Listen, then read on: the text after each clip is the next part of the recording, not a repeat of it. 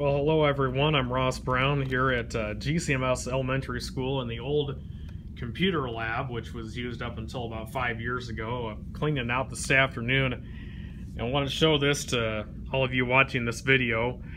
For those of us who were my age, who attended GCMS Elementary School, probably around 3rd through 5th grade, you might remember the AlphaSmart 3000. This was a pretty cool device. This was the precursor to the iPad and the Chromebooks that they use in the elementary school right now. And this was a pretty cool device.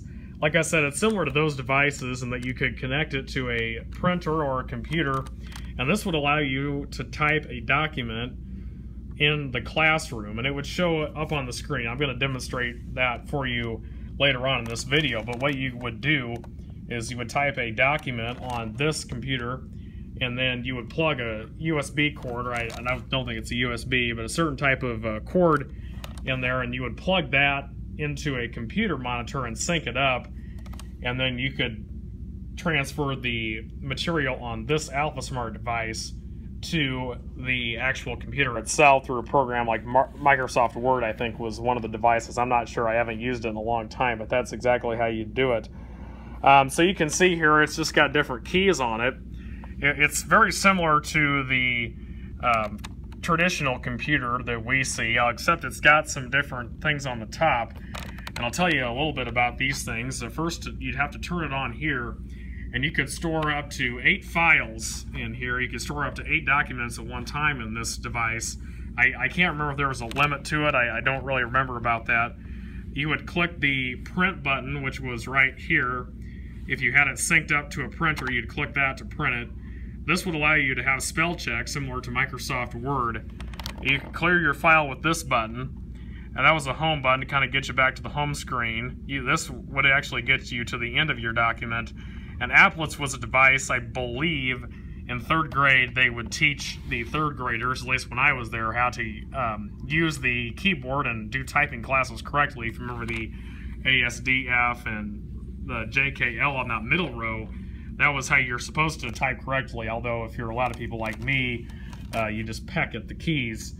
And so, but it was a great device to use before they came out with the iPads and the Chromebooks that the elementary school students use right now. So what I'm going to do is I'm going to show you how you use these devices to go through what I used to do in elementary school. So first off, I click this button to turn the device on, and you see it has that Alpha Word file.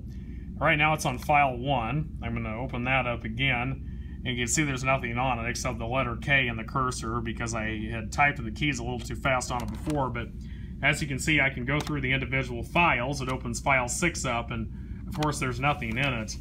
And what's really cool about this device is this AlphaSmart was probably the fastest keyboard typer you could ever imagine. I'm just going to type a few words up on here for you.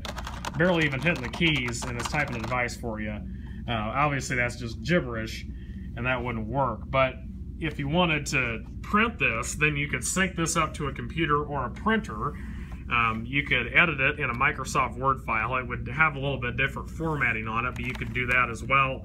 And then you could hook it up to a printer if you want to just print it off of this AlphaSmart, and it would print it off with just one page by clicking that button right there. I'm not going to do that because I don't know what will happen. You could obviously spell check, as I mentioned before, and you could send this to the computer by clicking on this button right here and sending it to the individual computer. So they used these in the elementary school, at least when I was in probably 3rd grade through 5th grade. That was about 2007 through about 2009, and then I can't remember exactly what happened after that. Actually, I really don't know because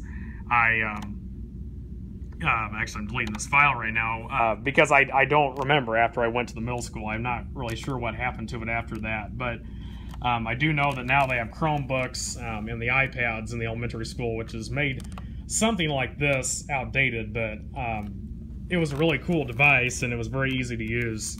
And anyway, that's what the elementary school kids used before the days of the Chromebooks and the iPads. So I'm Ross Brown, just a quick look and a quick little dive back into the history tables today, history books, and glad you enjoyed it and hope you liked this video as much as I did.